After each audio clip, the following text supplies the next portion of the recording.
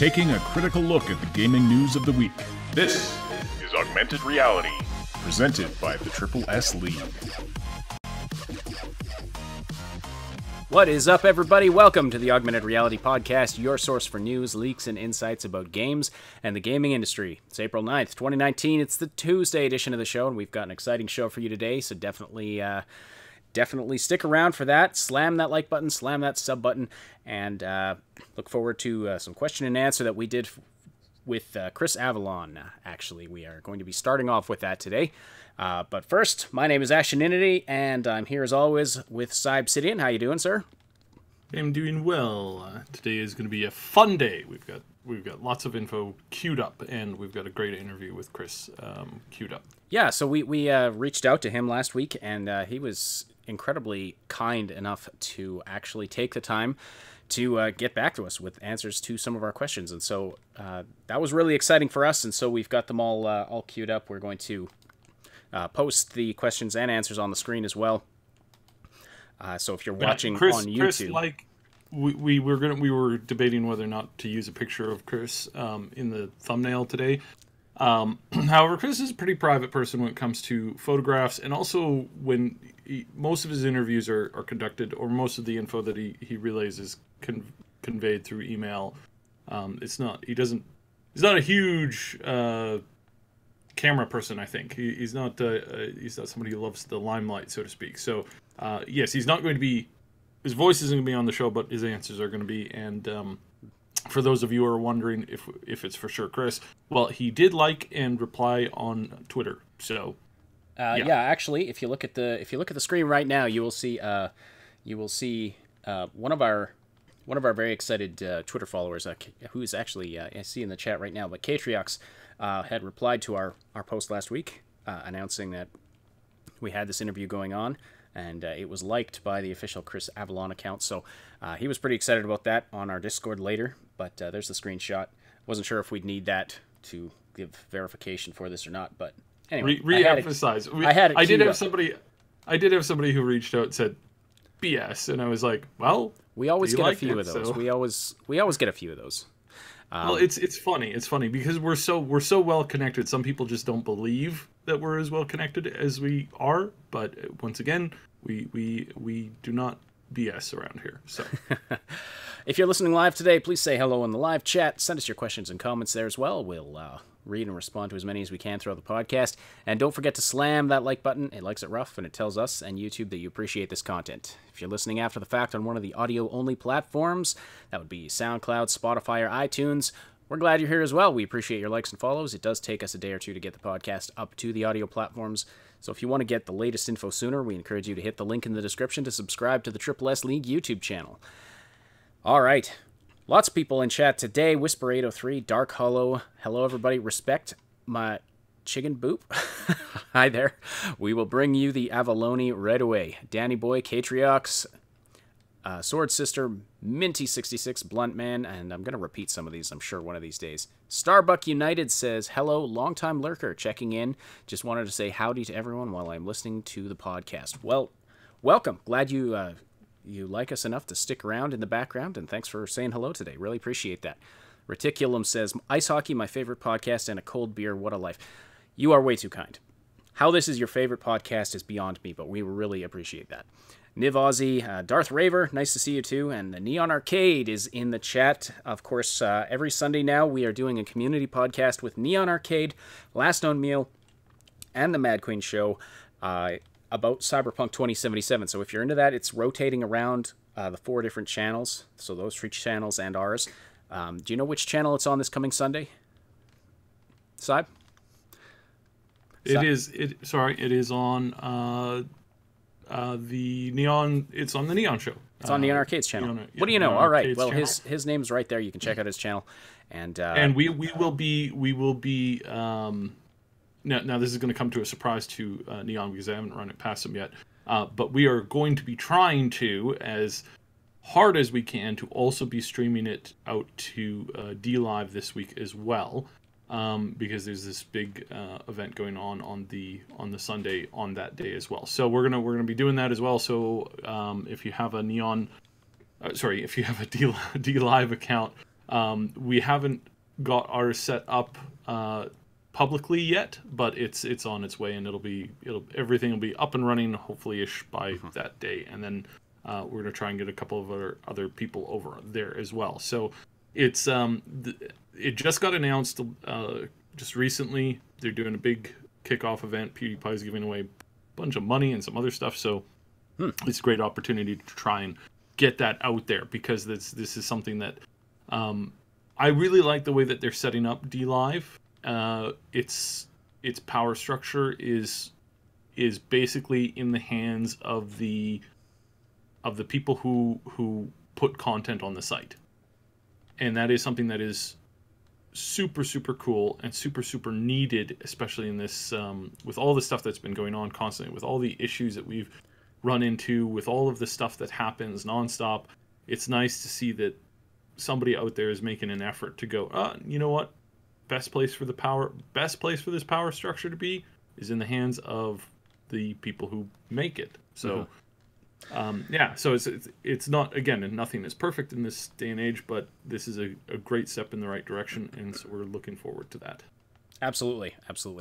All right, so we do have some general news that we're going to get to later, so stick around after the interview stuff for all of that. But we're going to be addressing some cyberpunk stuff today as well, so as always, we try to bring you anything that's relevant. There is something it's somewhat relevant today. It's nothing big, so don't get your hopes up too much.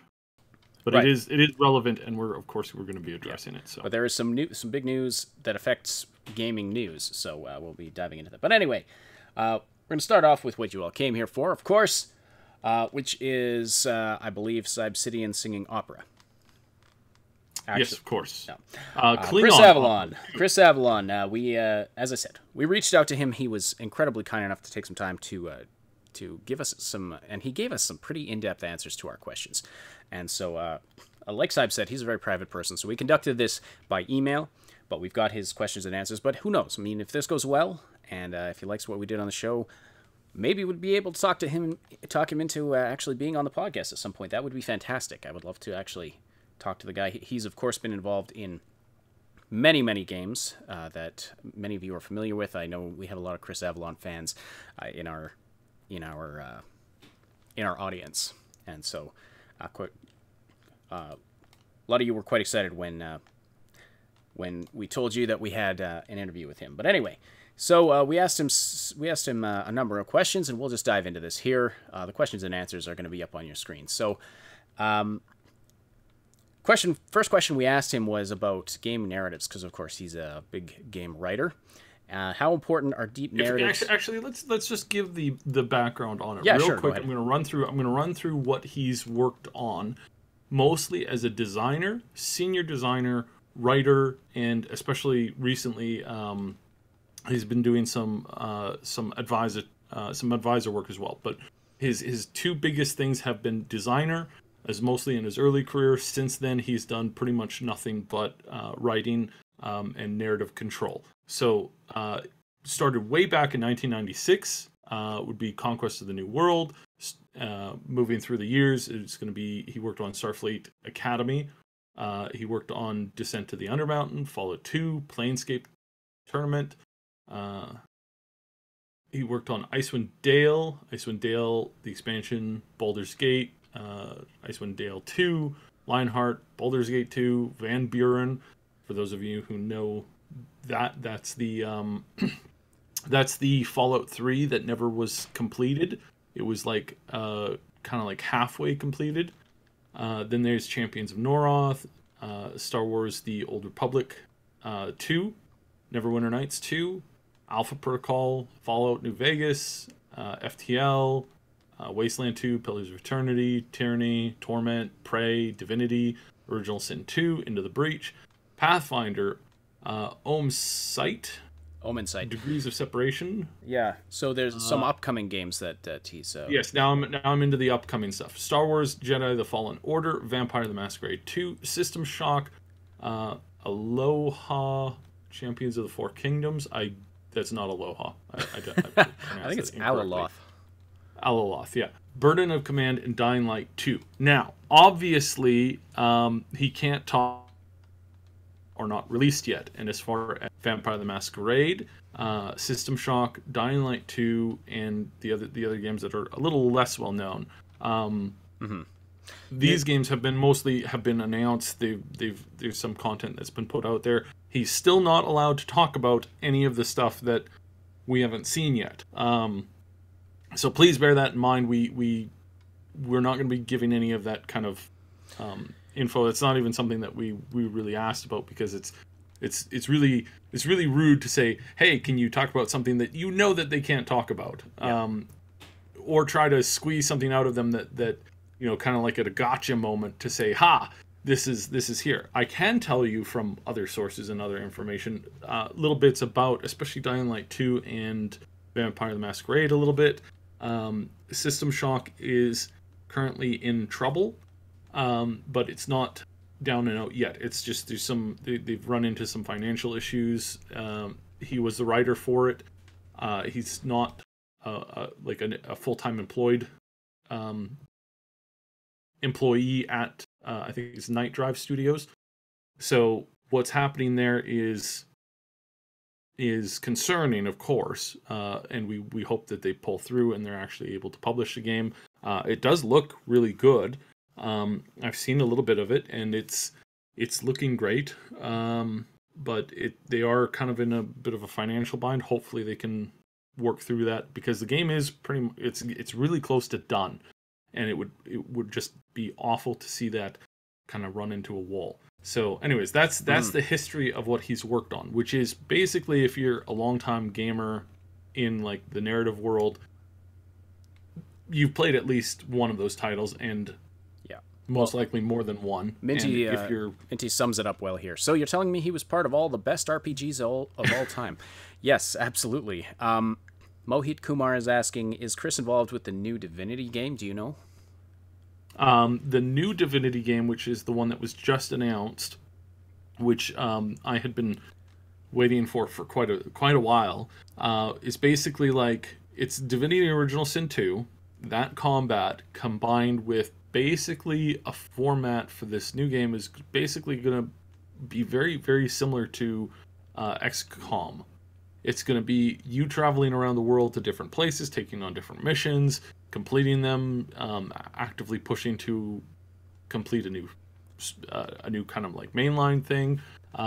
It's going to be very, very interesting. Really, really looking forward to that. And there's not going to be a ton of new tech involved with it, but there's going to be a lot of like upgrades, some new class stuff, some really interesting new abilities and whatnot. It's going to be really interesting how they put that together, and that's going to be really cool. I'm looking forward to it. Okay. We're having a couple of audio blips from Sibes, so hopefully the connection holds up here. Everything looks fine on my Discord. end. Oh, yeah, Discord's in the red. Oh, okay. Well, hopefully that holds up. Hopefully that clears up right away here. But anyway, yes, so obviously Chris Avellone involved in a lot of very heavily narrative games that many of you will have played, and many of you will have fond memories of. So, of course, the first question we asked him was about game narratives. And so we asked, how important are deep narratives in modern games? Given the popularity of a game like Fortnite, where the evolving world is a type of narrative in its own way, are narrative-driven games becoming less important, as some studios claim? We had famous claim from EA a while back about single-player sort of narrative-driven games are dying, and online games as a service is where it's at. And okay, I'm back. Sorry about that. That's okay. So anyway, Chris's response, you can see it on your screen here. It's still very important. While you can forgive and accept some games not having a narrative, for most games that do have a story, it's extremely important, especially with regards to critical reception, to have a good story, and narrative is not treated dismissively at all. Studios have come to realize that a good part of their review success depends on it, and thus the financial success of the product. And then he finished up saying, it's a good time to be a narrative designer/writer, to be sure. By the way, I love the way he writes. Like, just his wording, his punctuation, the flow of everything he writes is just perfect. You can tell he's a professional in the industry for sure. So I really like that. Yeah, so that's his take on narratives. Still very important. And so I was just going to ask if you're still with us. I hope we're not having technical problems here. I'm here. It's the Discord was being not very good, so unfortunately that happens from time to time. But yeah, this is really important because narrative, through a lot of companies, claimed, oh, it's going out of style. You don't need a narrative. EA has pounded this mantra for years now, how narrative is just not the way forward. And you look at a game like Fortnite, which is what I brought up to him in the example, where Fortnite has an ongoing narrative. The map is their way that they convey the story. Not talking about the Save the World mode, obviously, but the map within the actual Fortnite Battle Royale mode is constantly changing and evolving, and things pop up beforehand, and then they're kind of there. They allude to certain things, and then the event happens, then it completes. And I mean, when the Rift missile went off a couple of months ago, there were like hundreds of thousands of people watching that live, both in the game and then also through streaming.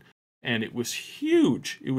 And that's part of the draw. It shows that even when you don't have a written narrative, that the narrative you create is really important to holding public interest.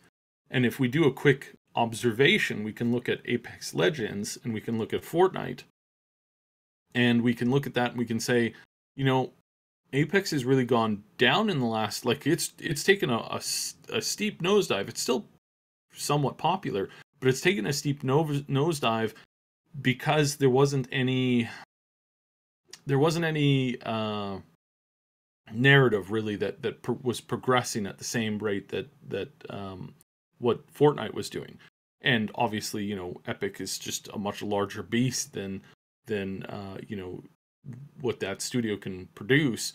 They're still pretty small, so that would be really, really difficult for them too. But yeah, it's just one of those things that's important to make note of. So anyways, moving on to, I think, the next question. Yeah, all right. Second question, we asked about turn-based games, and he's been involved in tons of turn-based games. So we asked, how have turn-based and which he alludes to here in his answer. It's turn-based, but it's also like stop and go, like stop, make your plan, then progress. It's not necessarily turn-based strictly. It's like the Neverwinter Nights was like basically you can pause, you can switch characters, you can formulate decisions and actions. You can do the same thing in Dragon Age, where you can set up a plan for your characters to follow through with. And that's what we're really talking about here. So yeah, all right. So how have turn-based games progressed since classic titles like Fallout 2, Baldur's Gate, Icewind Dale, and Neverwinter Nights? Have newer games like Into the Breach, Divinity Original Sin 2, and Pathfinder improved on the genre? Since you yourself had a hand in all these games, and I've played them all multiple times, this is side writing, how much more evolution do you think we'll see in this genre? And the answer that Chris came back with was, I think they've all pushed the boundaries in different ways. Pathfinder, Baldur's Gate, and Icewind Dale were real-time with pause, but Breach and Divinity were turn-based, and I think they definitely felt fast and fun to play.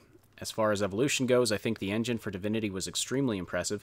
I never felt like the fights were slow, even when doing PvP, and I appreciated being able to approach combats tactically. As far as Into the Breach, the turn-based nature of the game was somewhat different than RPGs. The ability to see what your opponents would do and do counters to their attacks and movements was a key part of the experience. There's more to his answer. Do you want to comment on this before I go on? Yes. So, turn-based is something that I hear a lot of people say, "Oh no, it's never going to work."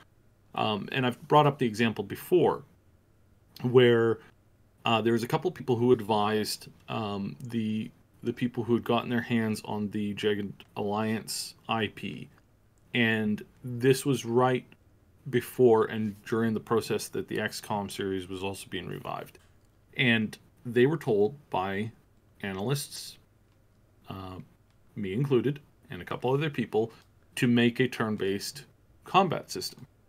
And they replied with, no, turn-based is dead. It is completely dead. It's a non-existent genre anymore. If we were to make a turn-based game, it just would not sell. We have no way of recouping our costs. We don't care what the analysts are telling us. We know from our gut that this is not a gameplay type mechanic that is viable in gaming anymore, period. End of story. So they created a kind of like a, it was kind of like a, it was weird. You could kind of pause the game, sort of, but it was basically kind of like live action, real-time strategy click fest. It was just a mess. And the XCOM game came out about the same time, same quarter, I believe, and XCOM came out slightly after theirs did, and just destroyed them. Like, not just. I mean, that game was one of the best-selling games of the year. It moved more copies than they had anticipated, which is funny because they created a follow-up where they were like, because the studio that worked on the XCOM series and renewed that said the exact same thing, but because of the public pressure on them by the fans, they were saying, no, make this as a turn-based. You will not regret it. So then they kind of caved and they said, sure, but you know what we're going to do is we're going to make a new XCOM game that's not turn-based. It's going to be, it's going to be like a live shooter kind of thing. And that one's going to sell way more copies. That one bombed so badly. And it really just reinforced this concept that, no, actually there is a huge market for turn-based games. There's a huge market for the strategy, thinking your plans out, creating the perfect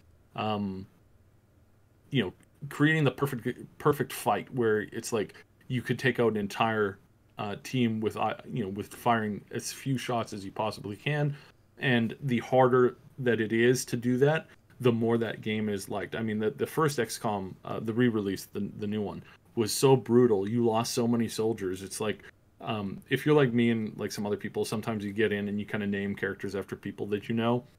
And then you watch them all die horribly, and you're like, no! Mom just got eaten by a snake! No! And you're putting your mom on the front lines. It's it's hilarious. So, yeah. So this is a great distinction that he's making here. So, anyways, we can continue on with this answer. Okay. His answer continued here. I will say that turn-based versus real-time with pause tends to be polarizing for RPGers, and even though I like both, I find players have strong opinions about which ones they prefer. I do think it's cool that games like Pillars of Eternity 2 are now allowing for both. PoE 2 added a turn-based mode a few DLCs after release, and they didn't have to do that as far as I understand it. Now, thinking back, correct me if I'm wrong, I'm sure I played a game that had both options where you could switch between real-time or turn-based, which was kind of like an automatic pause. I think it was Baldur's Gate 2. But I'm not 100% sure. There was also, I'm pretty sure you're right on that one. Or it might have been Icewind Dale. It was one of those. But also, there were a couple other games that had that kind of feature. Now, again, there is a distinction between real-time pause and strictly turn-based. However, as far as the overarching genres go, those two are so close together and they're so tied together. Their fan bases are also closely connected. So it's just a natural progression. It's easy to do one or the other, or to go back and forth between the two. And I really, really appreciate that. And I think that works, genuinely really, really well. So, yeah. For me, Age of Empires was a turn-based pause game. Or a real-time pause game. Not that it was intended to be, but I made vigorous use of that pause button because I sucked at it, but I love playing it too. Not a lot of love for turn-based in our chat today, I see, but that's fine. I don't play a ton of turn-based games either. I did enjoy the South Park game, The Fractured But Whole. I really enjoyed that, and I feel like I played another turn-based game since then that I really liked, but I can't remember now, so... I play a ridiculous amount of turn-based games. There's I know you projects that I play that I was just playing one right before we started. Somebody sent me. It's a bit of an older one. It's been out for a little while. but the music score in it was just effing brilliant, and the overall, like, it's the turn based, but I really, it's not. It's really something that I always enjoy, because you can strategize and you can plan and you can, like, you can come up with the best ending, the JRPG kind of things where, I always love doing the JRPGs, because if I could, weaken down an entire group all at once and then finish them all off with one big AoE attack at the end, that always made me smile. Like, it's brilliant and I love it, and I wish. I think we just lost Obsidian again, unfortunately. So we will just we'll push on to the next question here, I guess. I'm not sure what's going on with his connection today, but unfortunately, sounds like he's back. But we'll move on to the next question here. Sorry about the technical problems, everybody. Discord is just terrible today. Discord is having problems today. All right. So as someone who's worked with a lot of studios, this is our next question to Chris. And so we wanted to get into the current state of the industry and the Epic Games controversy, and we didn't want to directly ask about that, but I think he got the gist of what we were saying, because he definitely commented on it. So we asked him, as someone who's worked with a lot of studios and seen a lot of ups and downs in the gaming industry, can you comment on the current health of the industry, especially regarding the relationships between developers and their publishers/distributors? And his answer was, this is the first part of his answer here. Well, these past few weeks have been tough, especially with the Epic exclusives. Don't get me wrong, I don't mind competition in the digital distribution space, but I would have liked to play some titles, especially Obsidian's Outer Worlds, on the Steam store sooner than they're now going to be available. And to balance out the higher cost of putting it on Steam, I would have been willing to pay the difference between what the Epic Store is offering versus Steam, just because I'd rather have it in my Steam library. That's an interesting point right there that he makes. He'd be willing to pay more to, if that's what it costs to have it on his Steam library. And I have to think he's not the only one who feels that way. Continuing here, he says, but the issue is I'm not being given a choice beyond waiting a year, so I'm going to wait a year. I think that will end up being for the best, because chances are all bugs will be fixed by then, any DLC will already have been released, and I can play everything as one seamless experience at once. So an interesting point there. I think there's a lot of people that more or less agree with that. It's definitely kind of where I'm falling in with it, because it's I'm going to try and get it on the Windows Store, honestly, because I refuse to use the Epic as it is right now, and the way that they've just treated gamers like they don't even care, and the way that they've gone after these, like, last minute switchovers, and then they said, oh, but we're not going to do that, but then they proceeded to do that 2 more times. It just shows an absolute disregard for what gamers want. And and we're going to talk about this more in the future, but Steam, when it first came out, there were a lot of issues with it, and a lot of people really hated Steam. I was one of the ones who was like, I hate DRM, I hate having to be logged in. But over the years, looking at it, that kind of has really helped, and it definitely hasn't hindered me modding games, because originally that was my big concern, was like, so I'm not going to be able to mod games anymore, which I was a huge modder back then, as I am now. And the case is not that way. In fact, I can mod more games on Steam than I've ever been able to mod before. So, yeah, I think, in all honesty, this is probably one of the best reactions to this I can go for. So, yeah. Mm-hmm. All right, but Chris had more to say about this. He went on to say, that said, these exclusives are proof that being beholden to higher powers, even if the higher powers don't have direct control, they're simply offering you more money to go exclusive, which is hard for some companies to resist. Doesn't always translate into the best choice for the players, and the players should be given a choice. So that kind of agrees with what we were just saying there. I also think there's an inherent danger in more and more studios getting purchased if one isn't careful. The growing problems with Blizzard under Activision's reigns, the pains that BioWare has been going through the many years after their buyout and loss of developers, and even Obsidian's purchase by Microsoft carry challenges for the future of how games are released and the format they are released in.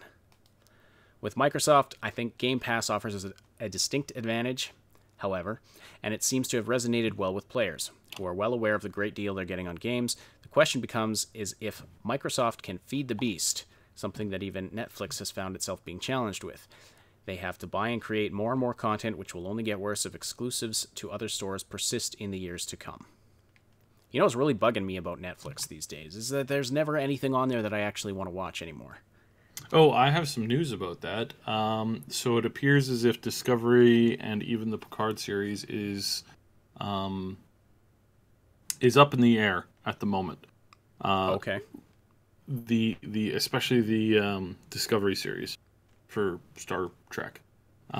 Basically, their numbers have been so abysmally low, and there's been for anybody who kind of has been following it and knows about it, they've been pushing against their audience quite harshly. There's been some basically like open hostility when longtime viewers tune in to see Star Trek, and then they see things that are either not in the canon or are against the canon or have never existed as canon. Basically, it just it just goes down a hole real fast. And it's like poor Klingons, like seriously, they've had more like rapid, insane levels of alteration than any other species in Star Trek ever. And yeah, they're starting to like kind of try and realign them more with the with the kind of golden age concept, Star Trek Next Gen and the Deep Space Nine, that kind of stuff. But it's just like sheesh, they keep changing radically, and it's like, goodness sakes, just pick something and stick with it, like seriously. But yeah, now they're purple or blue for some reason. It's like never saw a blue Klingon in any of the series ever, and suddenly they're blue.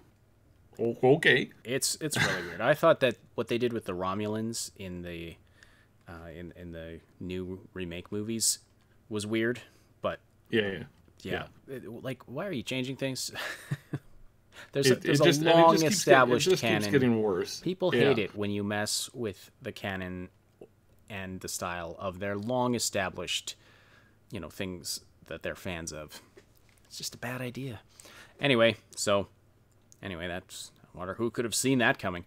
But anyway, but yeah, just speaking of, I'm constantly, he makes the comparison with Netflix here, and the fact that Netflix is now competing with these other streaming services, and I'm seeing the effects of this in the fact that there's just never anything that I want to watch on Netflix anymore.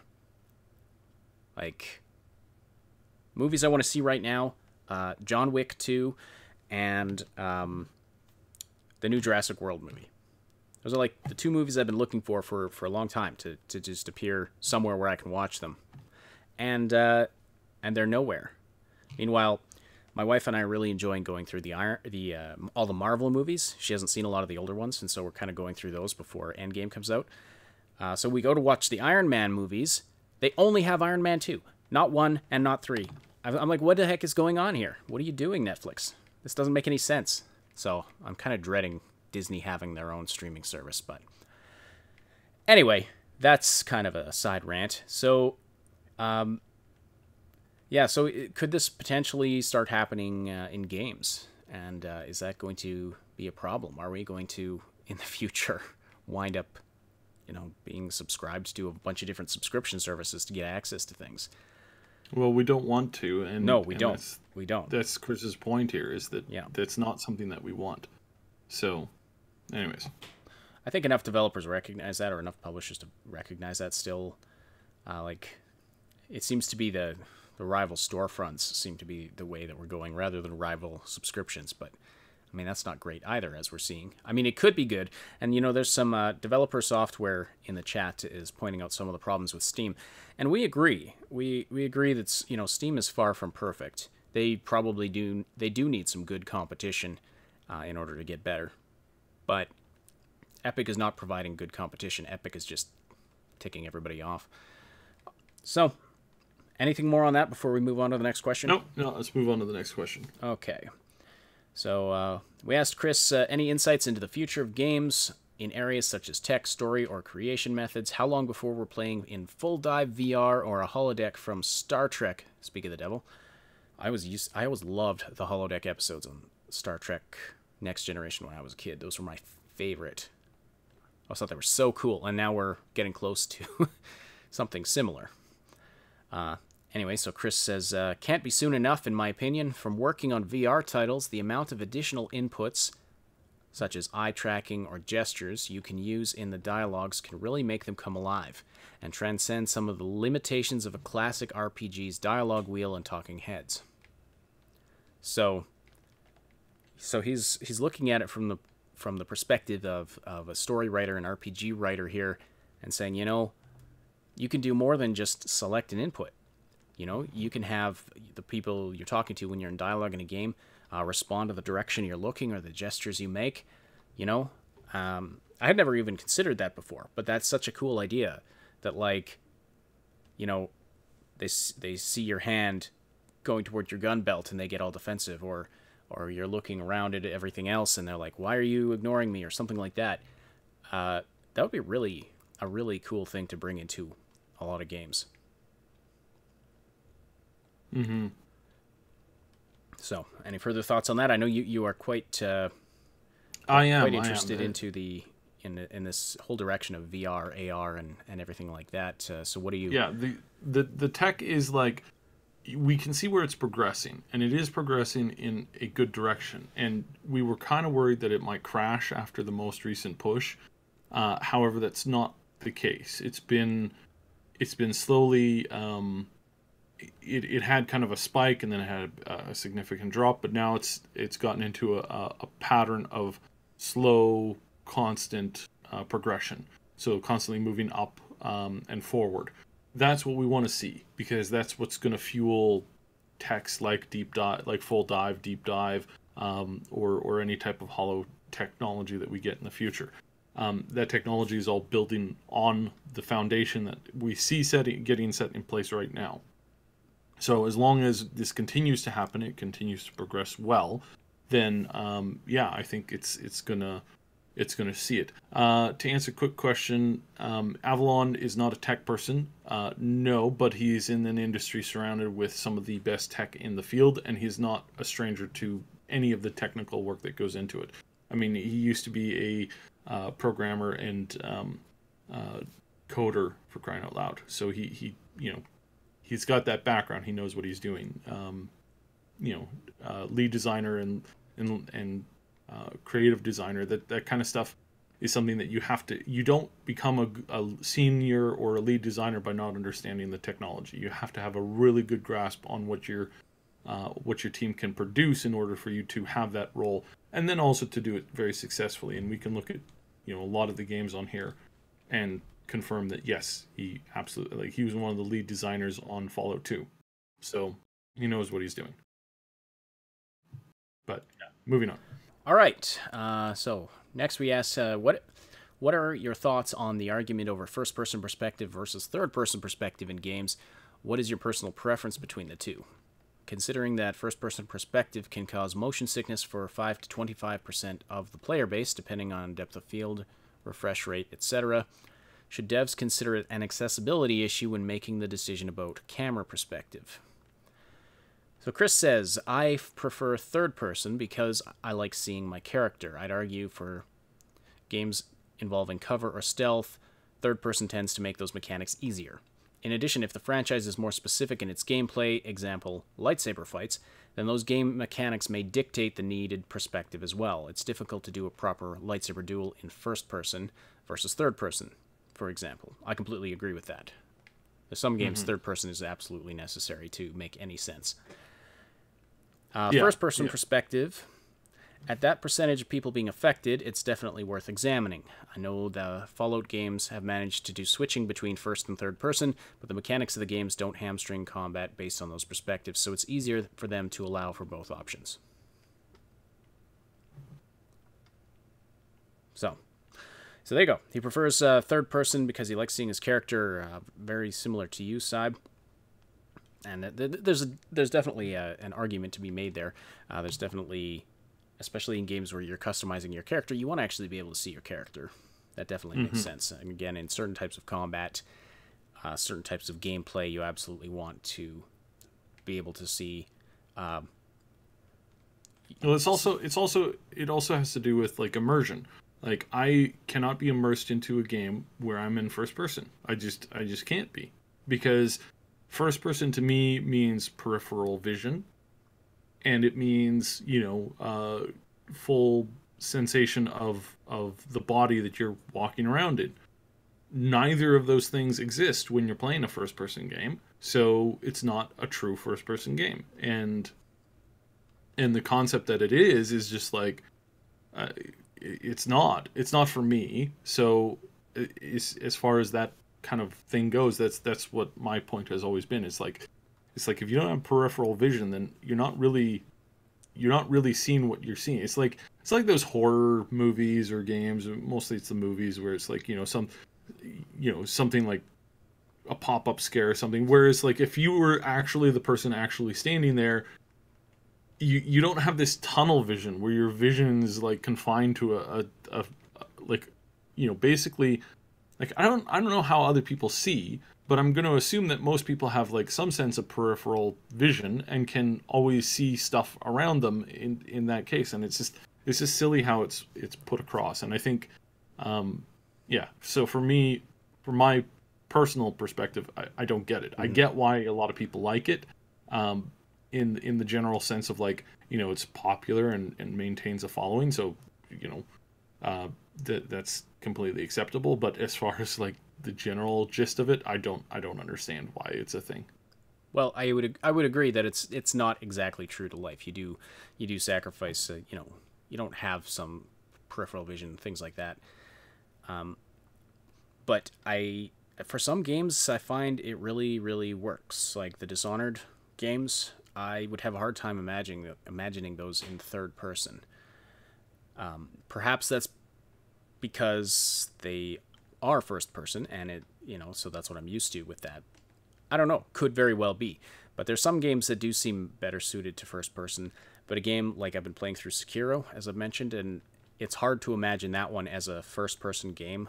Like you need the third person perspective, or that game is next to impossible. It's already, incredibly difficult, but if you couldn't see around yourself, and you still have guys sneaking up behind you and stabbing you with a spear, because your perspective is limited, even with the third person. But then you can do things like peeking around corners without actually looking around the corners, without actually putting yourself in any danger of being seen. So there are unrealistic things about it either. And so at the end of the day, it comes down to, this is a game. It's not going to be 100% true to life. It's just created to give you an experience. I play Fallout I understand that there's a financial component to it as well. There's a lot of things that you can save money on by just doing a single, first person perspective. It's why first person got, where it is today, is because it's a lot cheaper to do it.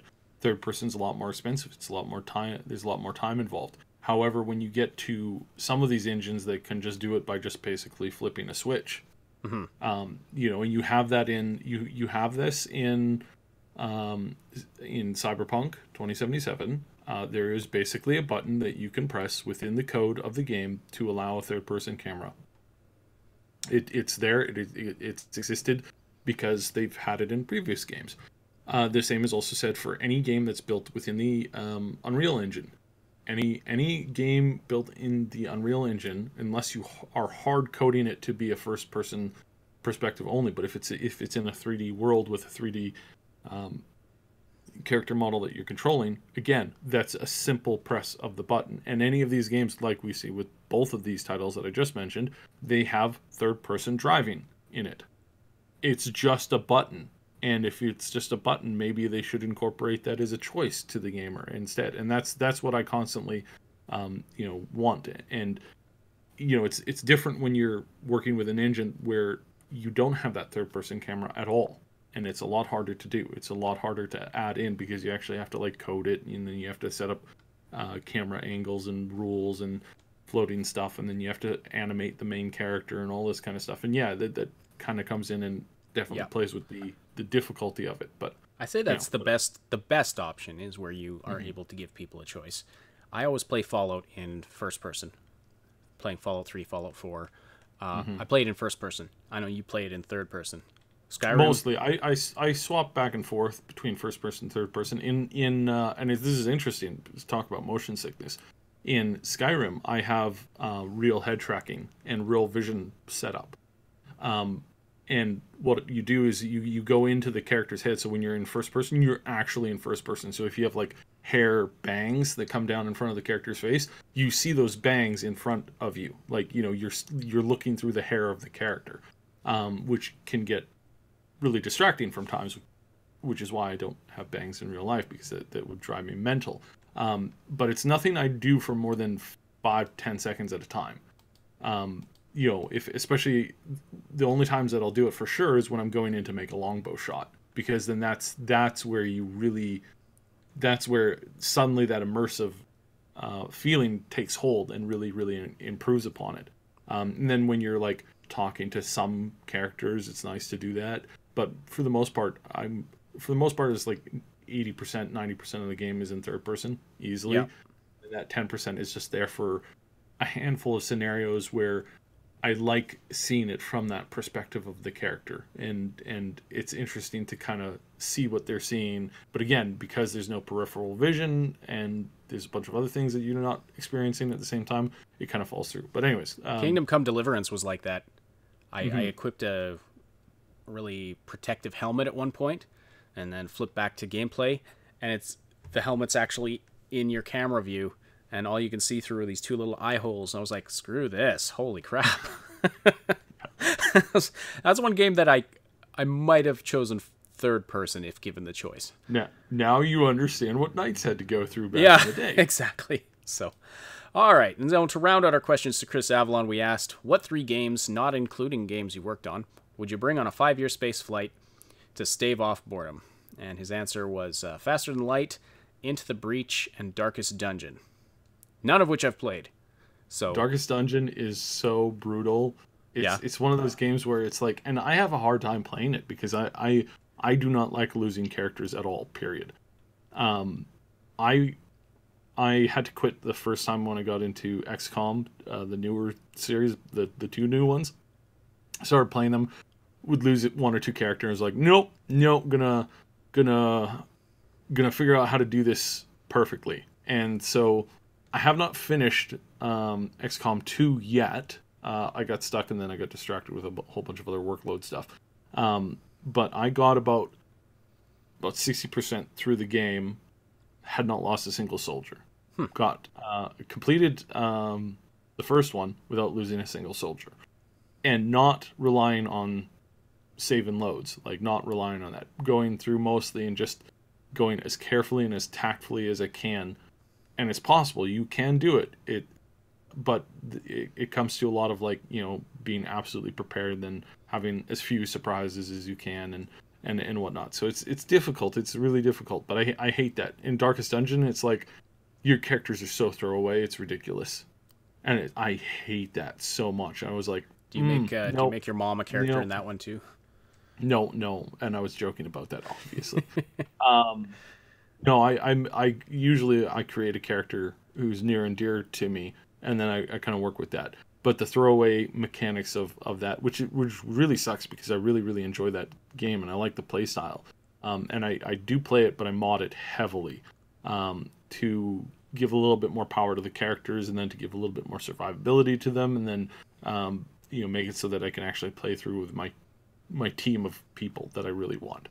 So reminds me of back in the day playing what's that game called? The Oregon Trail at school, and you'd make all your friends. You'd put your friends' names in, and then it's like, Bobby died of dysentery. You died.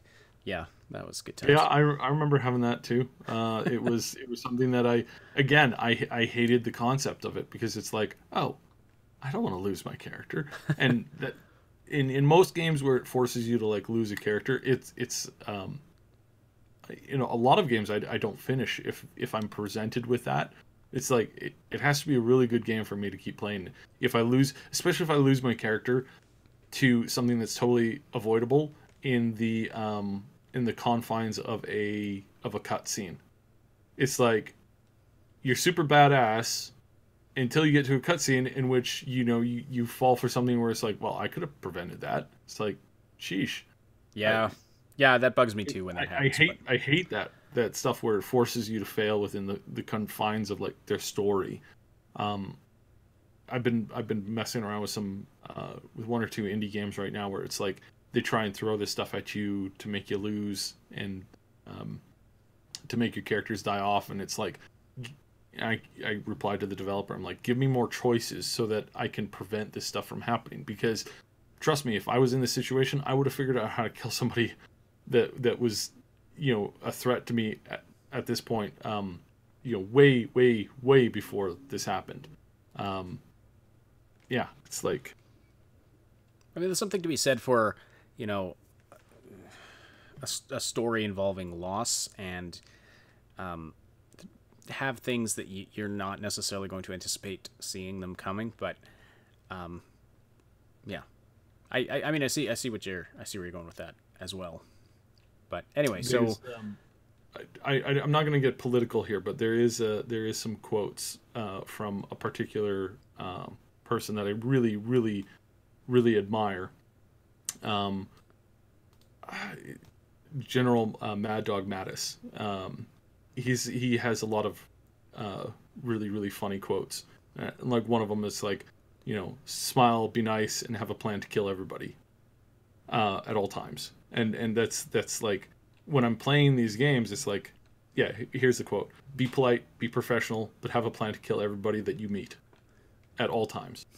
It's like that is 100% accurate. It's also a little psychopathic, but at the same time, it's like, that's how I approach my gaming. It's like, I want to have the ability to make sure that my characters don't die to something that I obviously have prepared for and planned for. It's like, I hate that concept. It's like, especially where a character is like duped in by something that's like completely preventable. It's like, oh, yeah, it was a scene in the most recent Tomb Raider game where you encounter this dude who's clearly the villain. Yeah, like, you can, watching this, you're like, he's obviously a bad guy. He should not be trusted.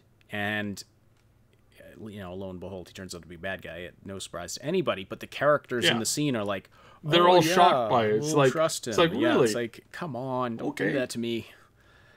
Yeah, it's frustrating. Like, good lord. So it's really funny. But yeah, no, I completely agree with Mad Dog and how that incorporates into how I play video games. So yeah. So, want to thank Chris Avellone so much for responding to our questions, and hopefully maybe someday in the future we can actually have you on the podcast. That would be fantastic. I don't know if he's going to see or listen to this, but we will send the link, and hopefully you like what you hear. But yeah, if you manage to listen to this part, we really appreciate your time, and we really appreciate everything that you have done for the gaming industry. We look forward to seeing the games that you're working on now. They're looking fantastic. So yeah, just briefly touch on them. So there's going to be a lot of info that's going to be dropping about his next two big games that will be released that he's been working on, has been writing for, Vampire the Masquerade and Dying Light 2. Dying Light 2 is incorporating a lot of world impact events into their system, into their game, into their engine. It's looking really solid. This is the kind of stuff that we've been waiting for to see for a really long time. It's almost as deep as what was present as far as like character effects that you had in Red Dead Redemption 2 that just came out. In that game, you had a lot of effects that could affect the player and a fair amount of things that could affect the world. But in Dying Light 2 that's coming up, what we're going to see from them is we're going to see so much more that you can affect the world around you. It's been really quiet. It's been a title that they The E3 footage that they put out was amazing. I really wish I could play it, but it's like this really intense first person view throughout the entire game. Super intense. I'm not hitting on them. I'm not ragging on them like I have on other games, because their engine was built for first person. It was always built for first person, and their movement and everything about the game was built to be around that. So I don't expect them to, add in an option that's literally a single button press away. But I can say that as somebody who's probably not going to be able to finish the game, or even play through much of it, I am looking forward to seeing the reactions from the community, because it looks like a game that we've been waiting for a really long time, and they're incorporating technology that we have been dying to get our hands on for so long, and I'm so happy to see that this is coming to fruition. So really excited to see that. With Vampire the Masquerade, we haven't seen gameplay yet. We've seen a trailer that supposedly incorporates some gameplay, but they haven't actually shown us an actual cut of gameplay, 5 minute, 10 minute, cut, whatever. But we're expecting to see a lot more of both of these titles at this next E3, even if they're next gen console games, which I don't think Vampire is. Vampire is coming to the PC in, I think they put out their, let me just check their release date, because this is Bloodlines 2. So Bloodlines 2 is coming out March 2020. So there's a chance it'll be next gen console, but it most likely not. And really excited to see where this goes.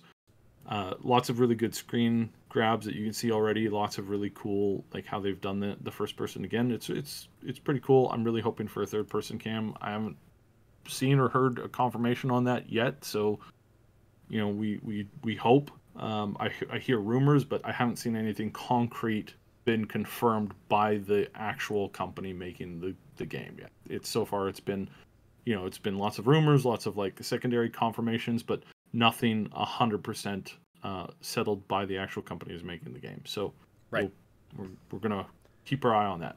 Obviously, everything has been. You don't even have system requirements yet. The game's about a year away from release, right? It's under a year away from release.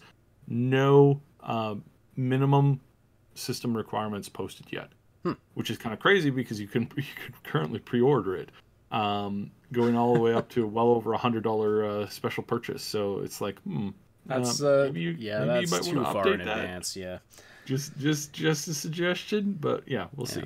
All right, everybody, you are listening to the Augmented Reality podcast. We love seeing everybody so active in the live chat. If you want to keep the conversation after the live broadcast, we welcome you to join our Discord community. You can find the link to that in the description below. It's a place where you can chat with us and other Triple S fans about all the things we love to talk about, and stay up to date about everything we're doing here at the Triple S League. Click the link below to join, and be sure to say hi to us in the welcome channel. By the way, if you haven't yet, please slam that like button on this live stream to tell YouTube that you're appreciating what you're seeing and hearing here. So we're going to round out the show with a bit of a news roundup here. There's some news about a media company buyout that affects some gaming websites, some gaming news websites. So Obsidian's going to dive into that. We'll get into that, but first we're going to mention the Cyberpunk thing, because this actually bleeds over into that. So today there was an article posted up on a website that I'm not going to bother naming that claims that new news has come out about CDPR's project, the Cyberpunk 2077. The shocker, guys, especially to those longtime listeners here on our channel, did you know that there will be no third-person support or VR support for the game at launch? Now, I know you're all falling over in your chairs right now, or running into that hedge while you're listening to us while you're taking a jog, or driving over a ditch into a gully, because you're shocked that this news has come out. Oh my goodness gracious me. There has been nothing covered on either of these subjects. No, are you kidding me? Oh my goodness. This is like what? Like 2 years old info? Well, it's a year old info now. Obviously with the VR support, and then as far as the first person thing that came out at the last E3. So it's like almost a year. And these articles still pop up from time to time. telling you stuff that you already knew ages ago, and that if you follow their account on Twitter or any of their official kind of media related stuff, you already knew this ages ago. I think there was a new tweet about it, like CDPR. Yeah, they're tweeted responding sometime to it recently to somebody about it, and yeah, but that feeds into the next story here, where looks like we're not going to be having much of Kotaku around anymore. Basically, they got bought out as part of a big package of media groups. We're not going to go too into it because it's really boring. But they were bought out originally a couple of years ago for over 100, I think it was well over $150 million. And in the first year of operating, they made $80 million, but they spent $100 million. So they were in the hole $20 million. And this just Kotaku, or is that the whole package of companies? That's the whole package. The whole package of companies. This was the Gizmodo group, right? Yeah, the Gizmodo group. So essentially, and what I really want to focus on is this is something we've talked about a lot. A lot of people say, how can a multi-million-dollar company go bankrupt? It's like ridiculous. These billion-dollar companies like EA and Activision, how can they possibly go bankrupt? Well, it only takes a single year of you spending more than you make. And I don't know how many times we have to go over this, or how, not for our audience, but for just how society doesn't understand this as a general thing. If you spend more than you are making, you're going to be in debt. And no lunch is free. Eventually, someone has to pay for that. Either the investors, somebody's going to lose money. If they go bankrupt, then everybody loses. The investors lose a little bit. The people who had stock in it loses quite a bit. People who had owned the buildings that they were renting, they lose out. The employees lose out. The owners lose out. Well, in some cases, bankruptcy saves the owners, and that's about it. So yeah, it's a messed up system, and it's definitely not. It's definitely not a perfect system, but for the most part, when you look at these big companies like EA, if you're asking how can they ever go bankrupt, the answer is simple. All they have to do is spend more than they make.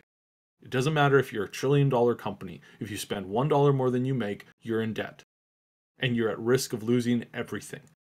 And so when we talk about these companies, when we talk about how they're potentially going to lose, how it's really possible that they can end up just bankrupting themselves and never being able to recover.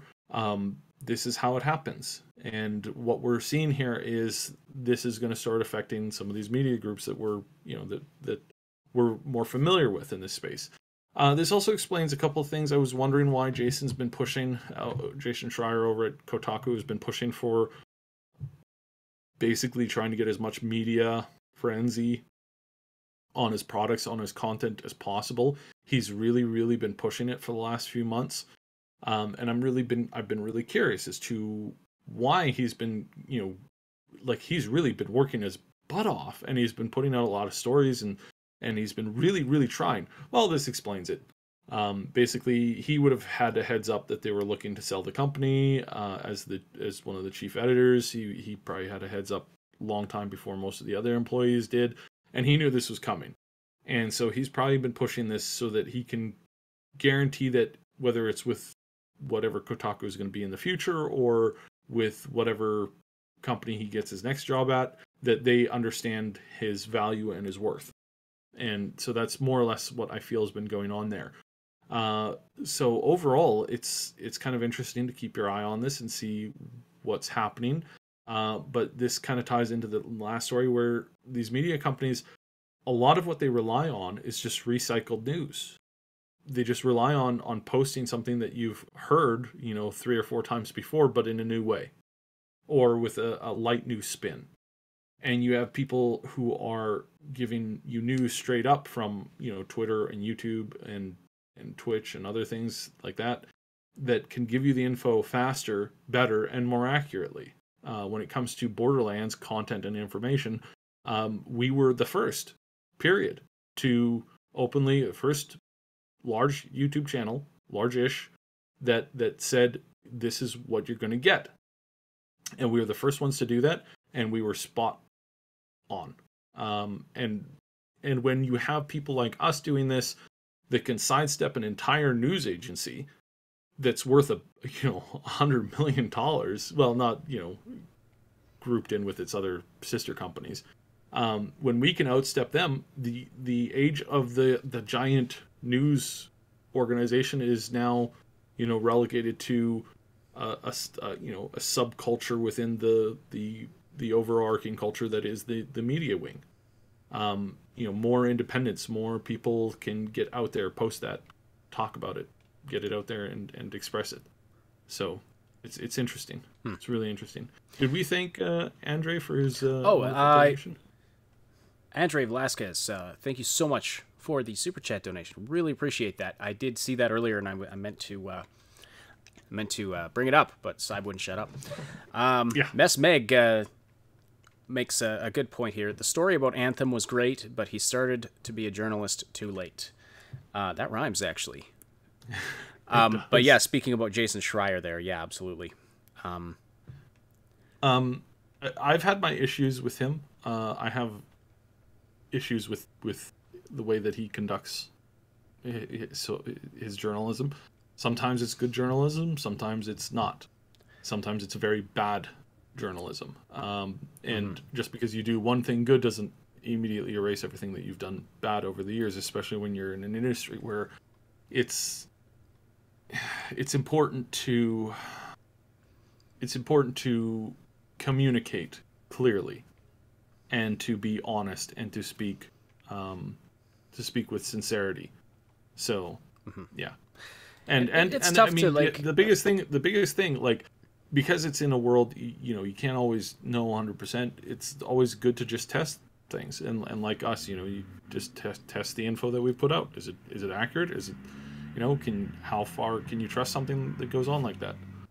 So yeah, absolutely. It's a difficult thing. Like, media is, I believe there are journalists and reporters out there who want to do a good job, who want to just bring the news, who want, who get into it out of a desire to really be good journalists. And at the same time, there are some who probably just think, oh, this is an easy job, and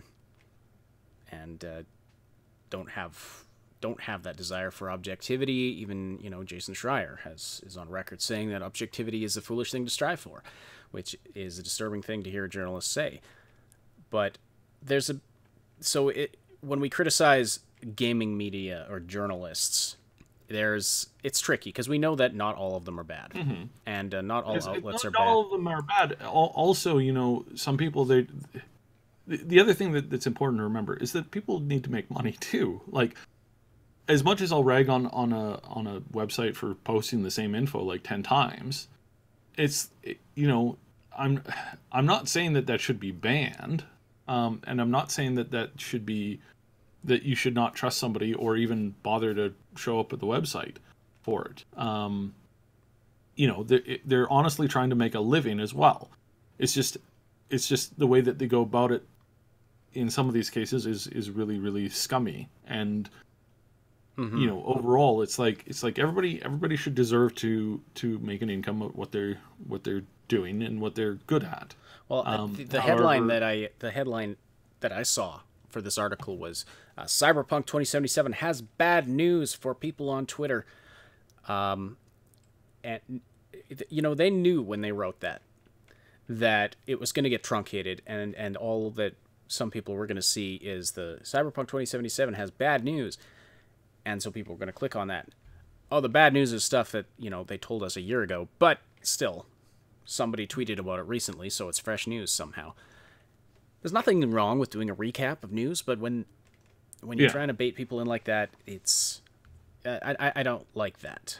And that's not the worst. That's not the worst. We try to avoid using clickbait here. Now, it's hurt us, really. It has, and it really drives down what we potentially could get. Like, we could capitalize a lot more on a lot of things that we do. But at the same time, it's like then we'd become part of the problem. Ultimately, I think it would end up causing problems. Whereas I think, we keep on doing our best to give factual, clear-cut, untainted information, and I think ultimately that'll be better in the long run. So let's hope so. Let's hope so. If you appreciate it, I mean, go ahead and tell your friends about us. So, but overall, it's like, yeah, we need to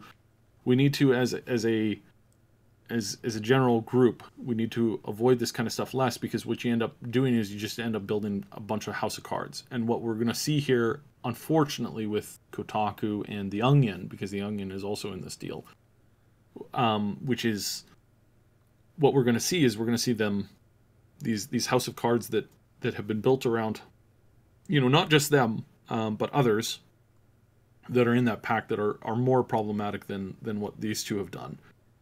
Certainly they're not the best. The Onion, I'd say, is relatively good, because it's mostly it's all satirical. Like it's all meant to just poke fun at existing issues. And I really loved a lot of the Onion articles in the past. They're just so brilliant. There was one fellow relatively famous guy who believed one of their articles and used it as a factual thing to reinforce his thought. He was quoting from The Onion, thinking that it was truthful, that it was not satirical, and it was making the exact point that he was trying to accuse didn't exist. So by him doing it, it was just brilliant. It was a brilliant little moment where somebody just doesn't understand what's going on. But yeah, that's going to be what's going to happen here with these companies, and unfortunately, some of the better companies like The Onion is going to come down with companies that have done things in the past that are not exactly the best at what they could have done, such as Kotaku and some other places. And so what we're going to see right now, my sources are telling me that it looks like we will see an 80% cut to Kotaku as it is right now financially. That doesn't necessarily mean that 80% of their employees are going to get cut, but they are going to have a cut of what they're getting paid right now is going to get severely cut. A lot of people who are, quote unquote full-time are going to be dropped down to basically just part-time contributors, and they'll get paid on each article that they do, and then they'll get a bonus on how well that article performs. So that's kind of more or less what we're seeing right now. Of course, this is subject to change and evolution as the situation progresses. The media group who bought them out is the same type. They've done this before in a couple other scenarios. They're gonna move in. They're gonna they're gonna trim the fat, so to speak, by about 80%. 60, anywhere between 50 and 60, anywhere between 50 and 80%. They're gonna trim that down. And then they're going to say, if you guys want to continue having your job, you're going to have to continue to produce what you were producing before, but this time you're actually going to have to make us money. So, yeah, that's interesting, and that's going to be. So none of this has been confirmed yet. The sale has been confirmed, but as far as the cuts and stuff, we don't know that yet. It'll probably be a few weeks before we hear that, and then it'll be probably a few months before we know exactly where that ends up. But yeah, so. Just an interesting story that tied into a lot of what we were talking about. Also what, Chris was talking about too, in some of those aspects as well. So yeah, we need to kind of keep our eye on that and see how things progress from here. So, all right. And, I just want to end off here with, we should have asked Chris about easy modes in games and our games like Sekiro Too Hard. It's too bad we sent the questions in before that whole issue came up as an issue that we talked about on Friday. But anyway, Screen Rant had a hilarious April Fool's Day article where they claimed that that the developers are going to be adding a newbie-friendly mode to Sekiro Shadows Die Twice. And so I just wanted to quote some stuff from this article because it's just absolutely hilarious. So this is fake. I just want to put that up front. This was an April Fool's Day joke, but their quote here, they say the developers say that with the new mode, what we really wanted to do is create a Sekiro experience that was fundamentally not Sekiro. So we removed all the gameplay elements that would typically make the game something we are known for, and then added a bunch of stuff you could find pretty much anywhere else. Now everyone can enjoy a bland, uninspired title rather than a specific group of people adoring a game that simply isn't for everyone. The new mode will also feature the addition of a fairy, much like Navi from the Legend of Zelda series, who will follow players around while they fight and whisper encouragement to them. Some of the pre-programmed quotes will include, "That's okay, sometimes just swinging a sword is impressive enough," and the soon-to-be iconic, "Have you tried just talking to the grizzled undead ape?" It's a nice addition for those who felt Sekiro Shadows Die Twice was also maybe a little too grim for their tastes, who would instead like From Software to just put their own spin on a Kingdom Hearts game instead. So, anyway, I found this article as I was researching. We're doing a new Gaming After Dark video on this topic, so stay tuned for that in the near future. But I came across this article as I was doing some research for that, and so we've got two breaking things here going on right now. I'm going to briefly talk about both of these things. The first one is that just a few moments ago, our first video collab with Max Derrett, video collab, not live collab, we've had him on the show before, has just gone live. It's his take on autism in media, Drax the Destroyer, kind of showcasing a character from the Marvel MCU. This is a project that we worked with him. I'm going to post it here in the chat. You can go right to his page and check that out. Basically, it's us doing a bit of reach out to the autistic community and working with somebody who's very prevalent with them. So check that out. This is really cool, and we're really glad to have that out. I also did post our DL Live link as well. So if you want to go subscribe over there to us, we're going to be doing some more content and multi-streaming over to there in the future. There's nothing officially set up on there yet. It's just the account that was set up earlier today. Like I said, on Sunday there's going to be a big event going on, so we're going to try and take part in that. The other news that's breaking right now is that we just had Jedi the Fallen Order get teased. So there is a new teaser for Jedi the Fallen Order. It looks very interesting. I haven't been able, because we're live right now. It looks very interesting. I can't wait to dig into it a little bit. This is honestly really cool. I'm really excited to see where this is going. This is, of course, one of the games that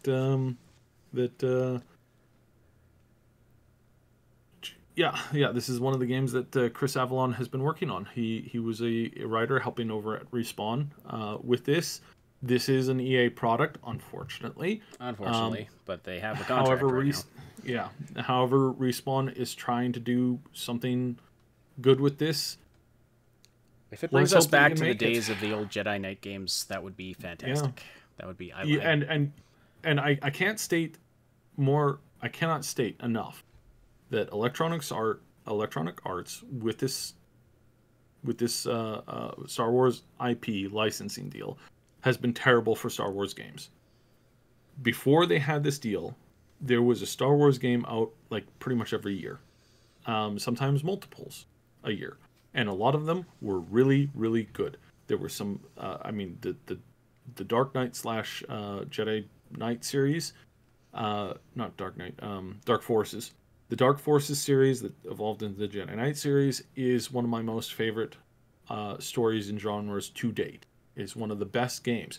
They had sword combat and saber combat in games, in a 3D game before 3D games were good for anything.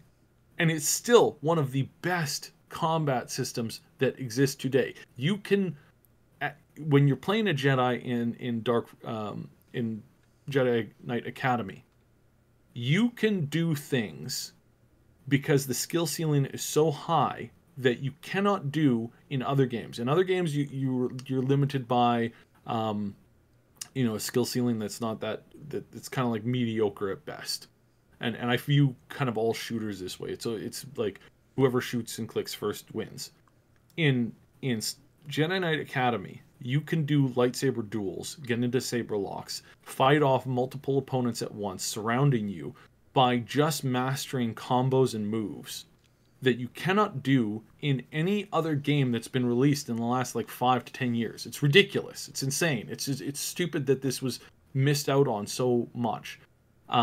So I am in no way encouraging or promoting EA. I'm excited to see that I'm excited that what this brings, and what this brings is an opportunity for them to bring this series, to bring the IP back to where we want it, which is making good games, which is something that EA doesn't know how to do for the longest time. I'm not overly hopeful for this game. I am bound. I'm right now. I'm setting myself to be most likely disappointed. However, there are a couple of people, including Chris, who are working on this title that are really good at their job. And I want to believe that they being good at their job might overwrite EA's just dirt level competency when it comes to making games. And so I really want to make this clear. I'm not stumping for EA right now. Respawn's had its own major problems. However, I do know a couple of people that have had their hand in this, including Chris, including a handful of other people. And I'm hopeful that they could maybe right the ship. The ship right now is upside down and is sinking. Can they maybe get something good out? Let's hope so. Don't hold your breath. Don't bet on it. For sure don't bet on it. For sure don't pre-order this. However, give it a look when you can. When you have enough information to make a good judgment on. But again, this is an EA game with an IP that they've just trashed lately. So overall, cross your fingers and hope that maybe somebody somewhere is starting to say, hey, maybe we should listen to the fans. Maybe the fans who absorb this content every day for 20 or 30 years, maybe they actually know what they're talking about. Maybe we should actually listen to them. Yeah. They could write. I feel they could write the ship. Like, it's Star Wars is both the film and the game franchises have been disappointing in recent years, and not so far gone that I don't think they could come back from it. I mean, hell, they came back from the prequels, so and so we had a hopeful start with Episode 7. It wasn't perfect, but it was decent. Then we had Rogue One, which I really liked, but then it's been kind of trash after that. And the games have, I don't know. What do you think, in your opinion, what was the last good Star Wars game? Well, the Jedi Knight series was the I think the pinnacle. Jedi Knight, I would agree, is that was sort of the cream of the crop. But what do you think the most recent one that we could call decent was that you would have had fun playing? Shocker, none of them. None of them since Jedi? No. There was one game. It was a mobile game, not the one that's currently out there. This one you can't even play anymore. It was kind of like a Diablo meets Star Wars, and it was through a different publisher. It had nothing to do with EA, I think. And it was really cool. Got to play it for a grand total of a week before they shut it down. Huh. It looked really interesting. Past that, you have KOTOR and KOTOR 2, which are not really like they're Star Wars games, but they're not in with the rest of the Star Wars IPs because they're a separate thing that was written by Chris Avellone and a bunch of other people that we know and that we like. Were those part of the canon that was scrapped? Yes, that is officially part of the canon that has been scrapped. However, Disney has since said, what they're doing is more or less been okayed by us, but they've changed the timing frame on it. It used to be like only 1,000 years before, but now they've pushed it back to like almost 2,000 years before or something like that. It's really silly. Technology progresses slowly in the Star Wars universe. Apparently. Apparently they're kind of at a zenith of technology and they can't really push very much past it, so they end up getting stuck in these technological loops, which, I mean, to be fair, has happened in our own history. There's lots of empires that got stuck in 600-700 years of looping technology that they were never able to improve upon. Mm-hmm. So it's not exactly out of it's not exactly something that's foreign to the concept of writing. It's like you definitely could get there in the right circumstances, and maybe there's a zenith in technology that we just can't ever push past. But it'll be interesting. So yeah, Fallen Order. Like I said, the teaser just got dropped a little bit ago. Like I said, check it out. Don't hold your breath. Yeah. Well, we'll be keeping our eye on it. Like keep your eye on it, because again, this has enough of these people in the industry that are good at what they do, that maybe might have a positive impact. And if we can show EA that, hey, when you listen to us, when you actually like go out of your way to hire people that know what they're doing, that have made good games, that are stumping for the fans, saying yes, we want to give them what they want, then hey, you'll be successful. And I think that's probably the best message that we can, as consumers, that we can send them. So that's kind of my current thought on that, and where I really want to stake down what I believe on it, because this is really important that's understood that way. So, all right.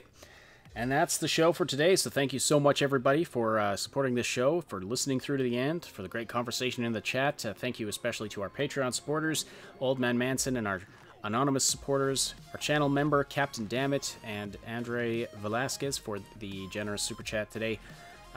Everybody, before you go, don't forget to slam that like button and also subscribe if you appreciate this weekly content. If you're listening after the fact, drop a comment on this video. YouTube really values those kinds of interactions, and that helps our content get pushed out more. So, yeah, anything you can do, liking, subscribing, commenting, sharing it around, we really appreciate that. You know, if you take a few seconds to do that, that means a ton to us. If you're listening after the fact on SoundCloud, iTunes, or Spotify, we thank you for following us and interacting with the show there as well. And hey, feel free to join us on Friday at noon Pacific Time, 3 p.m. Eastern Time for the live show on YouTube, where you can interact with us and other listeners and be part of the discussion. The Augmented Reality Podcast is a presentation of the Triple S League. Check out our YouTube channel for game guides, reviews, comedy, news updates, and tons more quality gaming content. My name is Ashionity, and on behalf of Cybsidian, thank you so much for listening. Thank you so much, Chris Avellone, for the Q&A today, and we will talk to you all on Friday.